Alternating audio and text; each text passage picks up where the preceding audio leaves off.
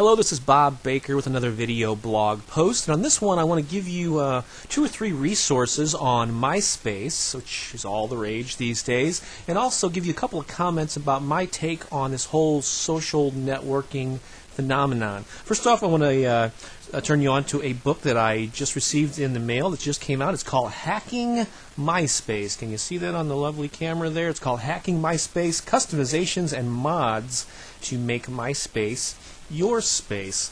It's part of the this Extreme Tech series from Wiley, which is a pretty big publisher. Extreme Tech, I guess, is for those people who are into extreme or want to be into extreme sports, but maybe sitting in a computer chair in their living room like I am. It's by a guy from Australia named John. I hope I'm pronouncing his name right. Pospisil.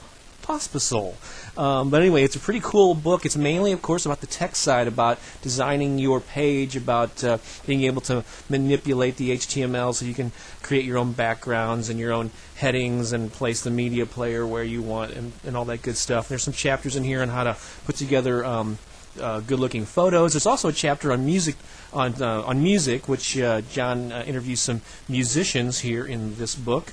But it's mostly about how to hack MySpace. It sounds very violent, but I think it's legal in most states. I want to turn you on also to another thing. That's the recent issue of Music Connection magazine. Its cover story was how to maximize your music on MySpace, how to maximize your music, and I was really thrilled that the writer Bernard Bauer who did a great job on this article. He quoted me quite a bit in this piece because I had written a book on this, and I was really thrilled that he used a lot of my quotes in here. This is actually the if you're wanting to check this out, I'm not sure if it's still on stands, but it's the September 11th, 06 issue, a little ominous date there, but it's a pretty cool story, and Music Connection is a great industry mag based out of LA. And of course, I couldn't be complete or thorough if I didn't tell you about one more MySpace resource, a little book called MySpace Music Marketing, How to Promote and Sell Your Music on the World's Biggest Networking Website, by yours truly. I'm really happy that since I released this over the last few months, it's been my best-selling title on my website, and it seems to be a very appealing book for people, especially those who are just getting their feet wet with MySpace, and a lot of tips on how to set up your profile and how to maximize it, as the other cover story said, for music marketing. And also I got interviews with like 30 different indie artists explaining how they use the site, and so that's something for you.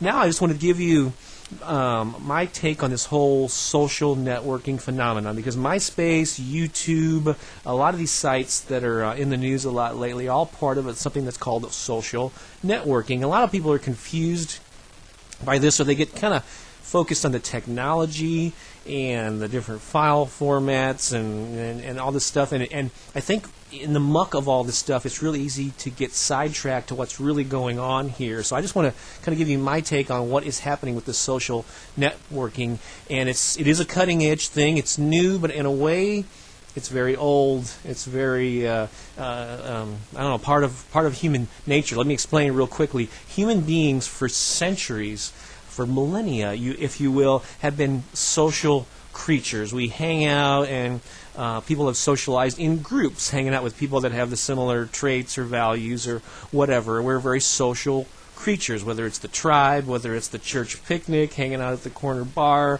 Lions Club, Kiwanis, the street gang, whatever. People just like to congregate with like-minded folks, and this is just something that's gone on long before technology was around. And we did this face-to-face and in groups for, like I said, for centuries. Then with handwriting and mail, and with the print, especially with the printing press, it made it possible for people to communicate their ideas to people over time and distance and all that good stuff. And so every technological advance, when you think about it, is just sort of fueling this human need to communicate. The telephone did that, radio, TV, when the cameras, video cameras, they allowed people to record things, share them with others. You all gather around the TV at night and watch a show, and then you gather around the water cooler the next day if you have a water cooler at your... I'm not even sure what a water cooler is. I've never been able to spot one. I guess it has water and it keeps it cooler.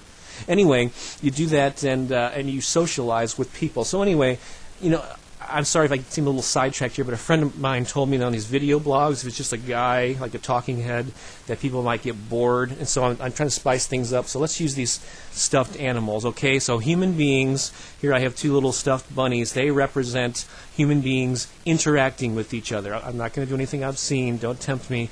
But here we are, people interacting with each other, talking. Hey, did you see what was on Grey's Anatomy the other night?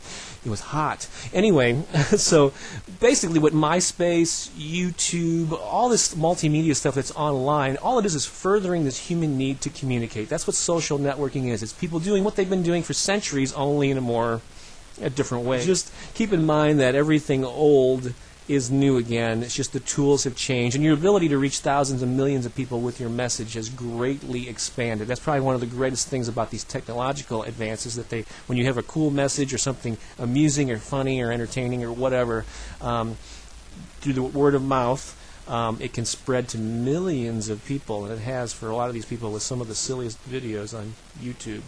This may be one of them. Not quite. Anyway, thanks a lot for listening. I hope you enjoyed this. I'll be back with another clip sometime real soon. Take care.